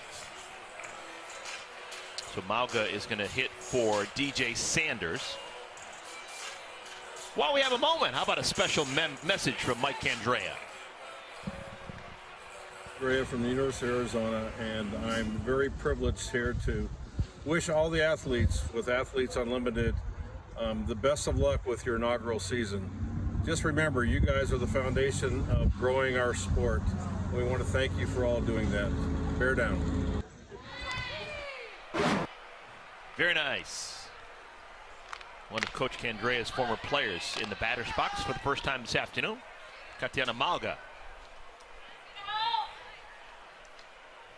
And Coach Candrea, one of my favorite all-time great coaches, but someone that I think when you're around, it's not that it gives you like nerves, but he's so great that at times you're just like, ooh, I'm around just such greatness. Like, I felt so fortunate that I got to play at Washington, but play Arizona and be around him and see what he does. And then with broadcasting, it's been able to lead me to do a regional at Arizona where I got to connect with him a little bit and just sit down and talk. And I can 100% respect why players go there and choose to go to Arizona to be around him. He's one of the greats for a reason.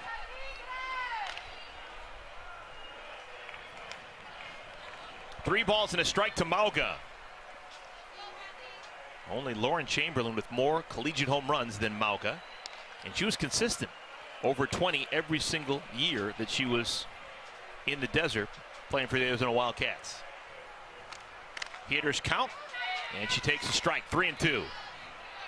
Still nobody out here in the bottom of the fifth inning. Team Warren trying to win some inning points once again. They've already run 3 of the first 4 innings.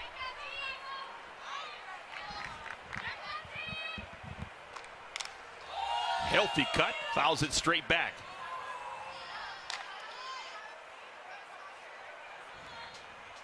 Big time, 92 bombs. You can just hear her teammates in the dugout when she takes that hack, just oohing and awing, because they know if she makes contact with something, chances are it's leaving the yard. On the ground. And the play's not made. Off DeWitt's glove. Coming around and scoring from second base is Pian Castelli. So a run scores. It's another inning, 1 for Team Warren. And still nobody out here in the fifth. I think this is all you can do in this case. DeWitt tries to lay out, and Shelby Pendley's having her back kind of behind her, but not able to come up and make the clean play. It's called a single. So 10 points for Mauga. Zirkle fouls the first pitch away. And this, to me, is the most dangerous part of this lineup. I know Jesse Warren's up top, and you got Svekis, who had a 3-run bomb. But the table setters in Zirkle, Ramirez, Hayward, and Leach are dangerous. And the infield hits today have been apparent and have really eat up Team Pendley. Hovinga, her plays at first, and they just barely get the out there. Covering the bag at second base was Clifton. That's the first out. And runners on at second and third, unless this is going to be challenged. That's a possibility here with Athletes Unlimited. I think the thinking maybe was the foot was off the base when the catch was made. So this will be challenged. We'll get our first look.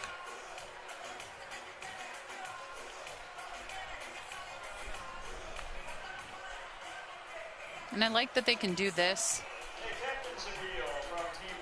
You think about how much these women put into this game. So for these little plays, I think it's important to get it 100% right. And if you got it, why not use it? It's there for a reason.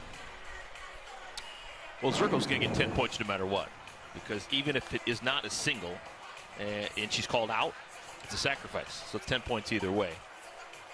They've already won the inning. But they'd like to challenge it, so we'll challenge it.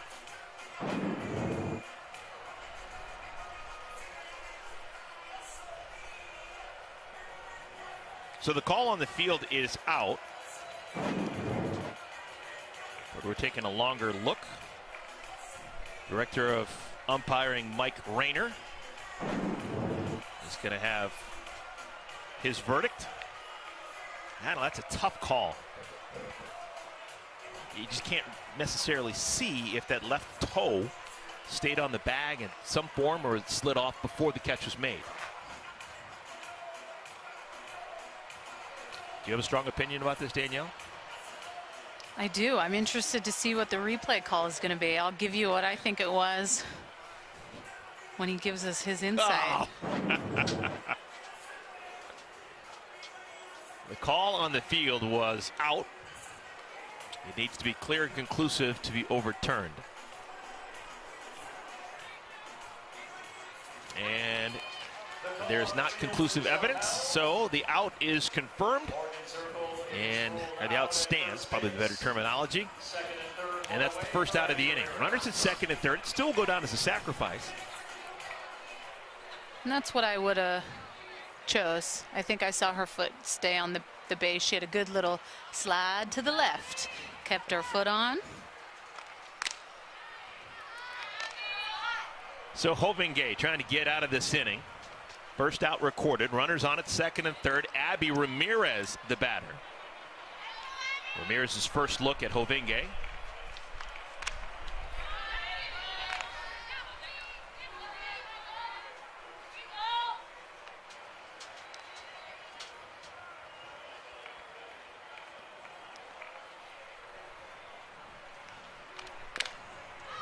Little number. That's trouble if it stays fair, and it will. How about that? Hometown player from right here in Chicago get the benefit of the doubt here in her hometown. Abby Ramirez drives in a run by hitting a ball about 30 feet. This is one of those. KJ at first base. Kelsey Jenkins knows that at this point there's no way I'm getting Ramirez with the speed. I just got to hope for the roll, and it stays right on the line, and you hate those. Victoria Hayward, fourth at bat for her. Ramirez down to second, no throw. So still to base for Ramirez. One of the smallest players in Athletes Unlimited, and she's racking up the points. Not even hitting the ball out of the infield, but by getting infield singles, by getting sacrifices, and by stealing bases. Well, they say speed kills for a reason, especially in this game, because it is so fast. So the advantage, I feel like, will always go to those speedy hitters because they're testing the defense so much. And that's when you really see who's set in their position and confident, that are not getting all rattled. Oh, she's coming at me fast. I have to make this play. You have to have a game plan against hitters like that. And I think that's where Team Pendley struggled a little bit, knowing that four of these hitters, including Reed, have so much speed up the line. How are we going to play them at bat to at bat? What is our strategy? We will not get burned with infield hits any longer. And Ramirez's practically doesn't count because that was unfair. It was a swinging bunt. Taking all the way in the 3-0 pitch. It's now 3-1.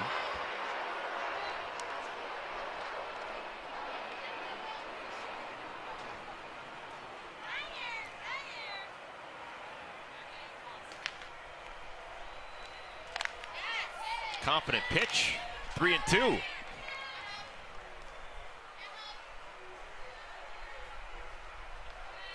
Trying to claw back after starting the count 3-0.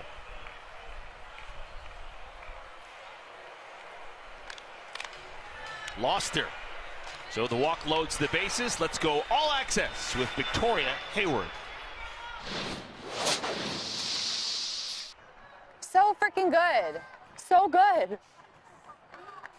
Yes, Lee, good job. One. Yeah, Jamie. Oh my God, Cece, sorry. I was like, maybe if I have a plan, I'm like, no. I was like, where do I go? Dancing.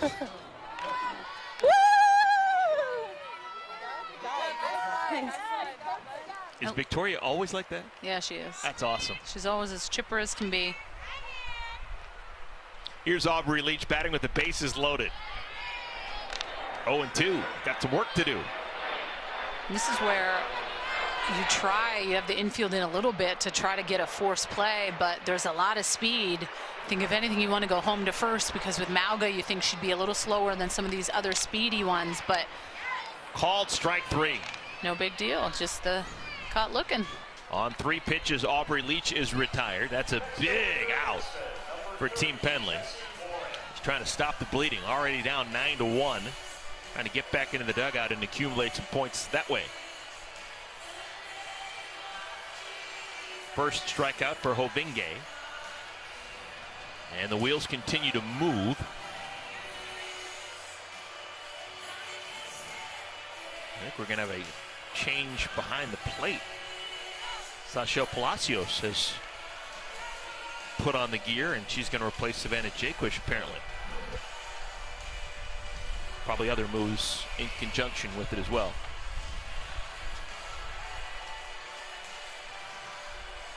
Fans, head over to auprosports.com for custom merchandise, watch party kits, and pick 'em games. And stay connected with Athletes Unlimited year-round by following us on social at AU Pro Sports. So not only a change behind the plate, but also a change in the circle. Hovinge is going to leave. So we have a new pitcher coming on. And this is stunning to me. It's Shelby Pendley. When's the last time you saw Shelby Pendley throw? All right, this is where my head's at. She knows that if she can help the cause, being a pitcher and a hitter, it can go up on the leadership points. So she said, I'm someone that can, you know, do this. All right. I have not seen Shelby Pendley pitch in a very long time, so this is pretty awesome, I think. I mean, why not? Well, it's one of those things too. It's about the depth of your roster. The way that teams are constructed, there are only 4 pitchers on your roster, and because these have been long innings with lots of pitches, and there still is going to be a game tomorrow, maybe this is just trying to kill some time and buy some pitches and save the arms a bit. So Shelby Pendley moves from shortstop and is the new pitcher. No one can recall the last time we saw her in the circle. Well, and that's the thing. You can be drafted in one position.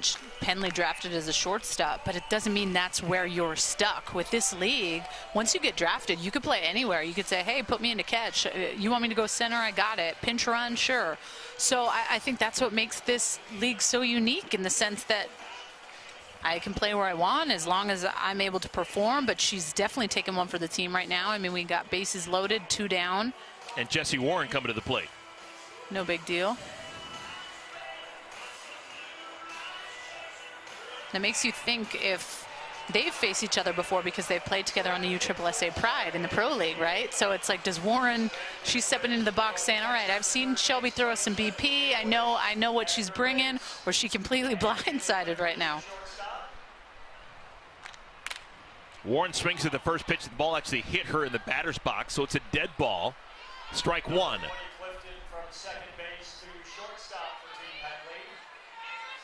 So the infield has moved around as well, with Jaquish leaving from behind the plate. She's now the third baseman. Kaylee Clifton has moved over to short, and Nicole DeWitt is the second baseman. So basically everyone in the infield has moved around, with the exception of Kelsey Jenkins, who's at first, who actually didn't begin the game at first. These are one of the things where I think that it's going to be really interesting, talking about chemistry and figuring out where people are supposed to go if you're playing new positions, playing with new people every single week. The continuity is just not going to be there in this league. Jaquish, that's foul. Shelby Pendley jumping out quick, 0-2. Now's the time to toy, and I think what I've seen the first 2 pitches she was able to get those strikes, as Jessie Warren was swinging coming out of the gate the first 2 pitches. So I think I've seen a lot of down ball by Shelby Pendley. I keep it down in the zone. I want to put nothing up in Jessie Warren's eyes with a bases loaded situation. 0-2, Pendley delivers. Smash, Clifton goes the easy way to second. DeWitt's where she's supposed to be, and the side is retired.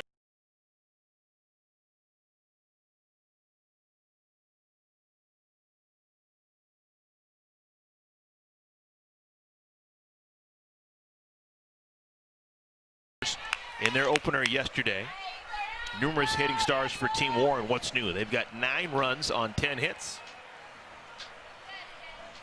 3-run home run by Gwen Svekis was a big factor. That was way back in inning number 2.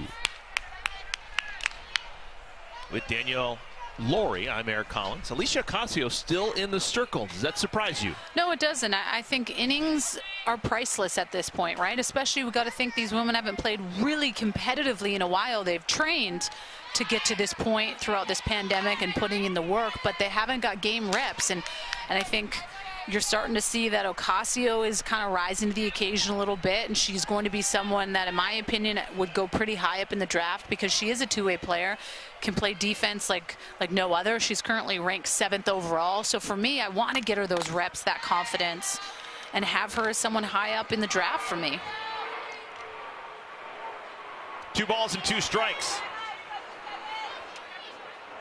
Savannah Jaquish, Nicole DeWitt, Kaylee Clifton to bat here in the 6th inning.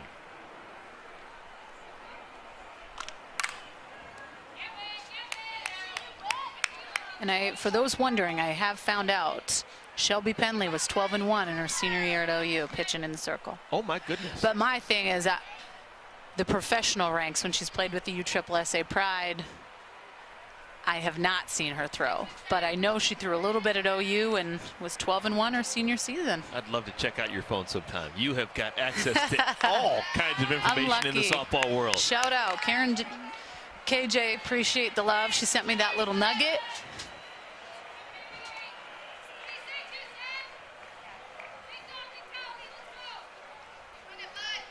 Three balls and 2 strikes to Jaquish. On the ground, backhanded by Ramirez. Doesn't have the strongest of arms, but has enough. Jaquish is out at first base. That's the first out of the 6th inning, but this may be challenged.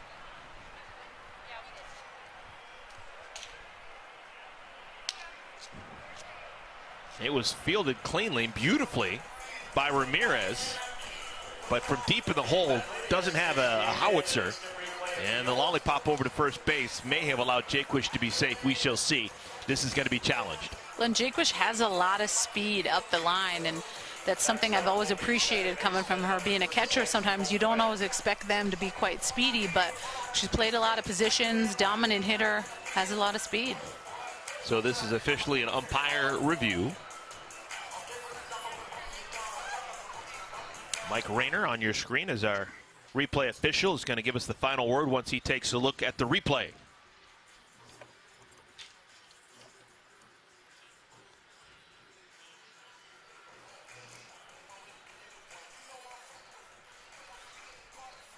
Woo, Eric, it's a close one. Let's take a look again. Wow. Call on the field was out. Mike Rayner's making the determination if there's clear and conclusive evidence to overturn.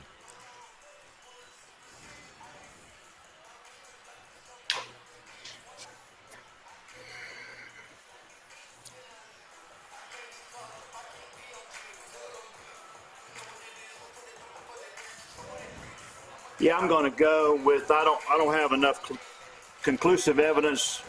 I'm going to stay with the call on the field. All right, straight from the horse's mouth. Thank you, Mike Rayner. So the out is going to be upheld. Jaquish goes back to the dugout, and it's out number 1.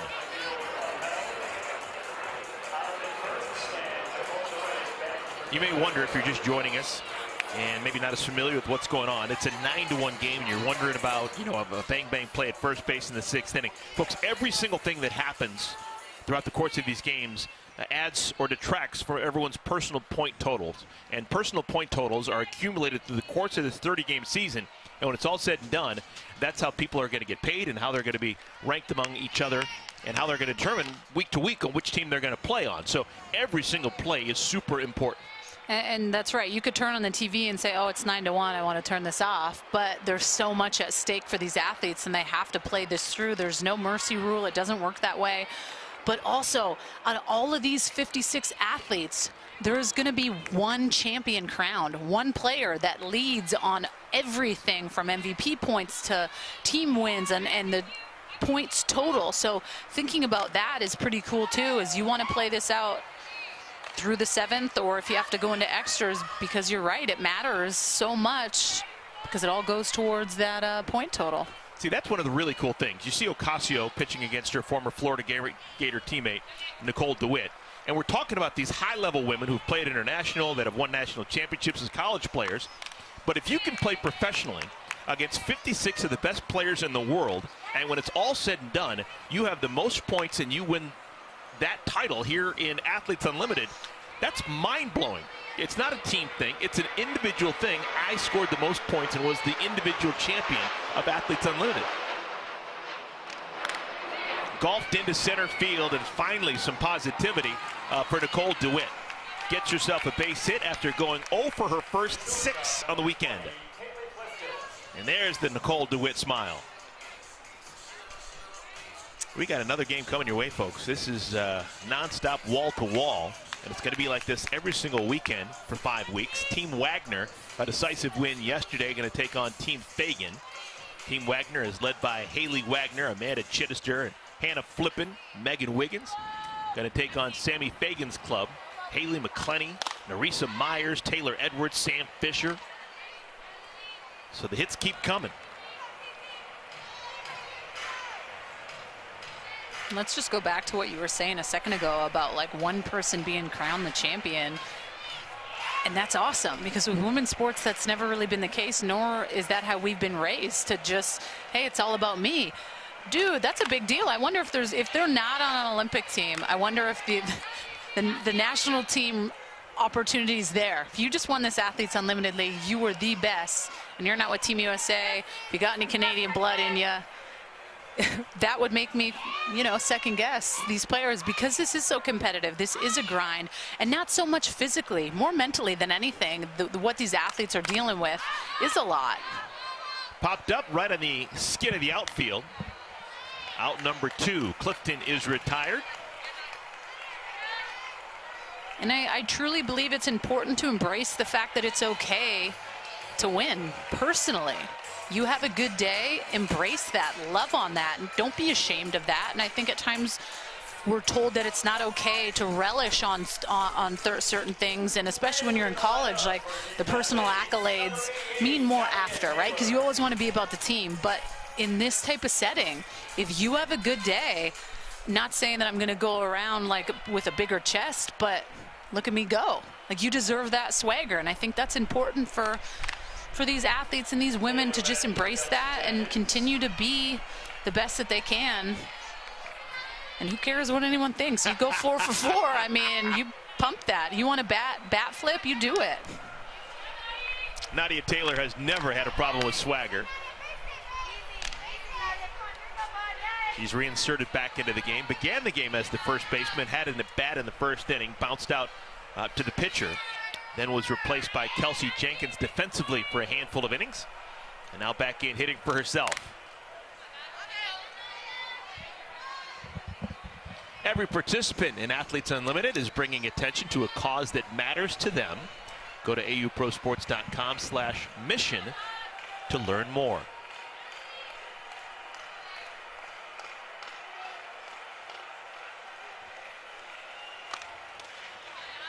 Two balls and 2 strikes to Taylor. Taylor was such a big deal as a youngster. Accepted a scholarship offer to Texas when she was 14.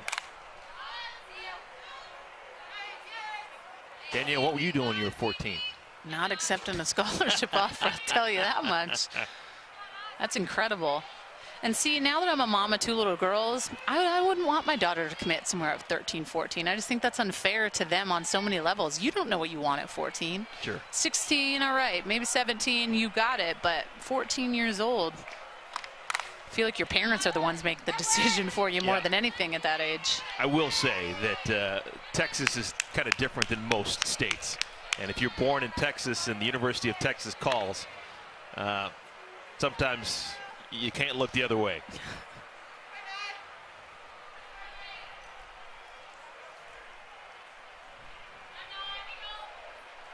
Two and 2. Taylor fouls another one off. So Ocasio is working as she has thrown 100 pitches.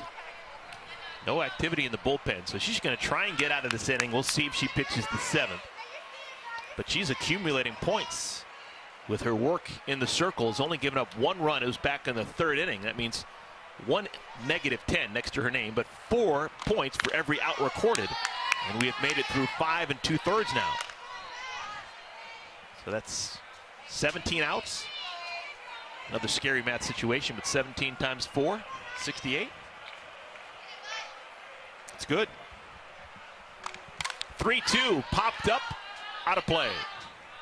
When about an inning and a half ago, I had saw Kat in the bullpen just kind of turning it over, and a lot of people will wonder, will Kat go back-to-back? And I think there's no shot she would go back-to-back games. But a lot of pitchers, after they will throw, the next day they like to just turn it over a little bit, kind of roll their arm out and get it loose, stretch it out, get prepared for tomorrow, because I think she's definitely going to be in the circle.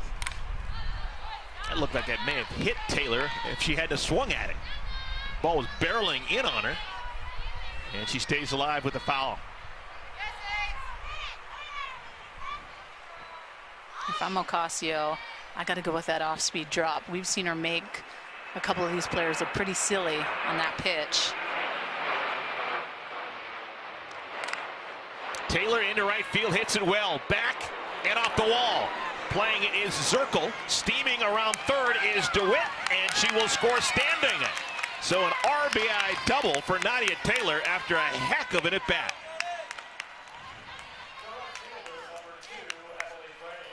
That was a professional at-bat. Yeah, she saw a lot of pitches, and the beauty of it was she kept fouling pitches off and off, and then takes this pitch that would have been called a ball up in the zone, but just so much power, Oppo Taco strength.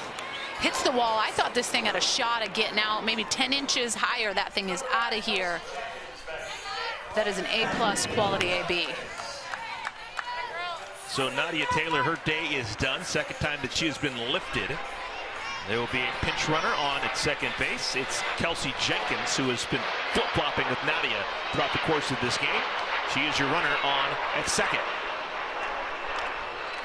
2 outs, Emily Crane. Crane hasn't put the ball in play yet. Struck out looking in the second inning and walked in the fourth.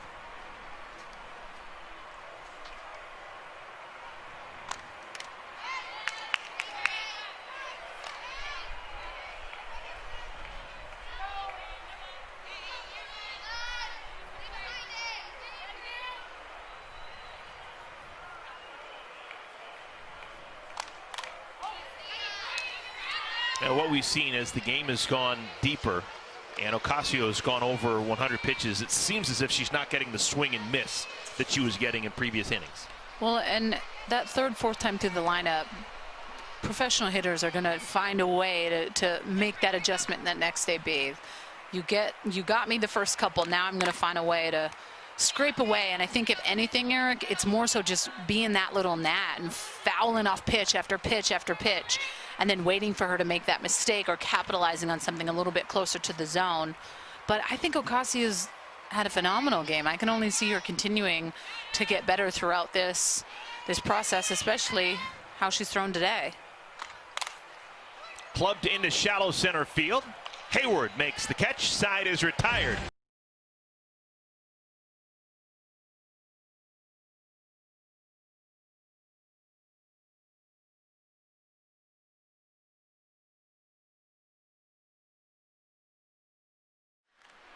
And Gwen Svekis has just been consistent. That's what she went high up in the draft, and I think that it's important not only to have a solid catcher behind the dish, but someone that can rake too. When you can get those two combinations together, the comfort level for the pitcher is that much more special.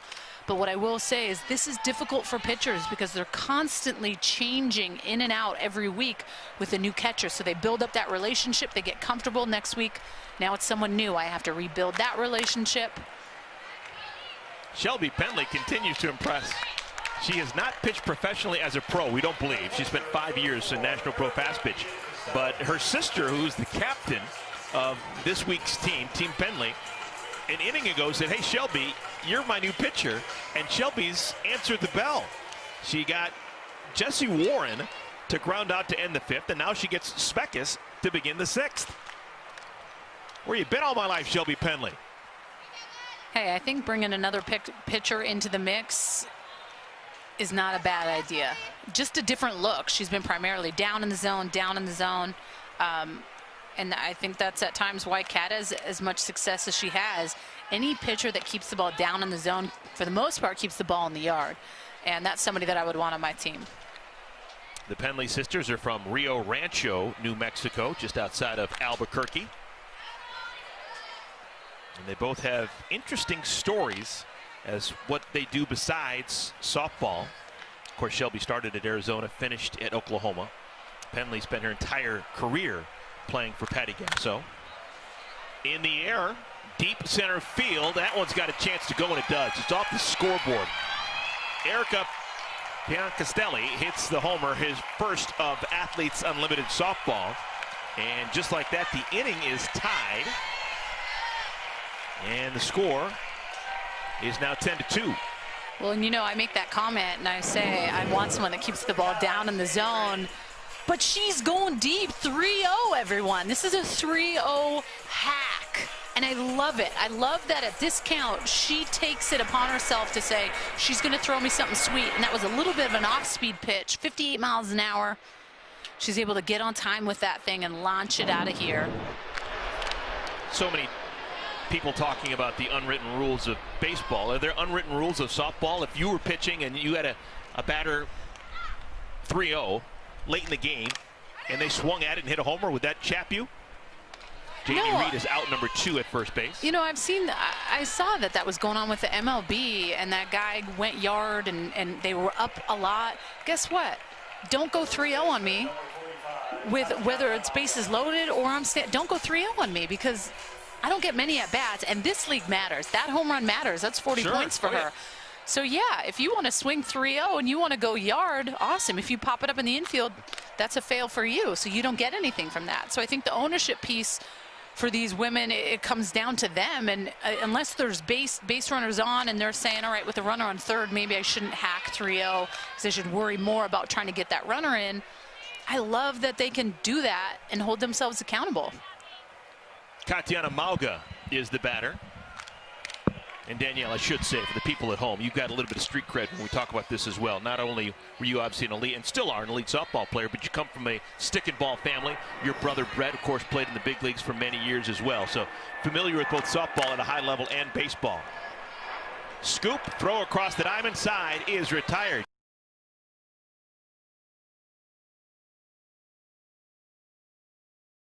So 21 runs in the first 2 games for Team Warren. They will play again tomorrow evening on this field. Every team plays 3 games every wraparound weekend. We'll do this for 5 weeks. A.J. Andrews leads things off. Takes called strike 1. Kelly Barnhill, new to the game. One Florida Gator replacing another. So Ocasio goes the first 6, and now Barnhill pitching the 7th. I think it's important for Barnhill to come in and just be lights out this inning, get that confidence back. Struggled a little bit yesterday coming in with a pretty big cushion of a lead too. But I think the importance of coming in and really figuring out that strike zone. What can I get for a strike? I want to get ahead of these hitters, and that's exactly what she did out of the gate against Andrews. 1-2. Just saw 69 miles per hour from her. A.J. Andrews strikes out on 4 pitches. So a good start for Barnhill. And now top of the order, Shelby Pendley.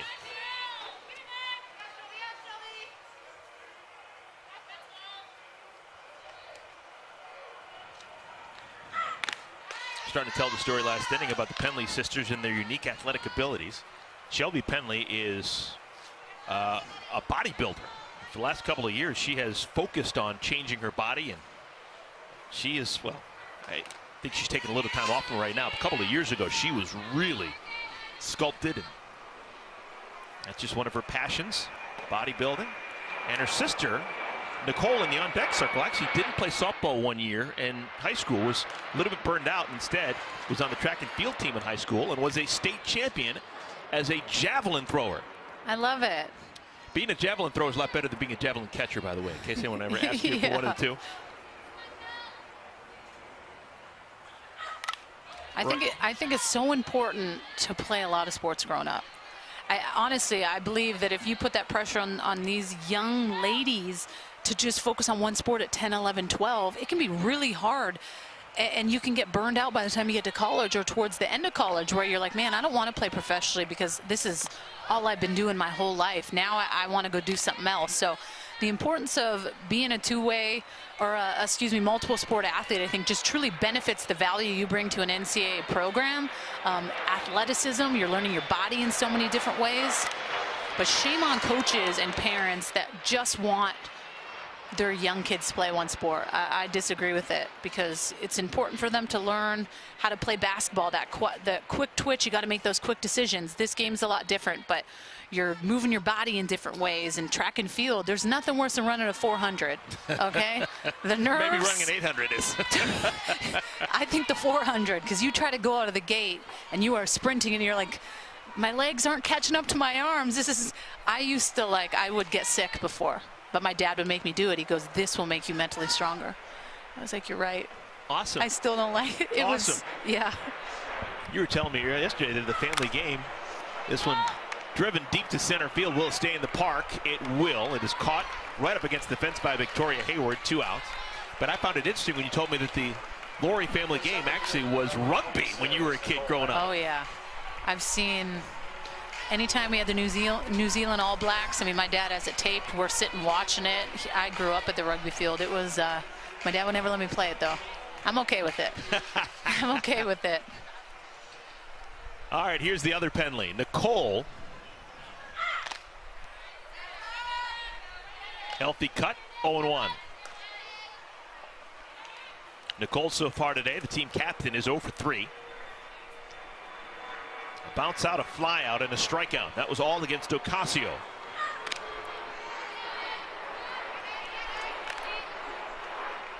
I think Barnhill could be the hardest thrower that we have in Athletes Unlimited. She is. And I think she's also a pitcher that everyone knows more than anyone. So that makes it a little bit more challenging for her, as big of a deal she was coming out of college. Slap to short. Ramirez bobbles. Does she have enough arm?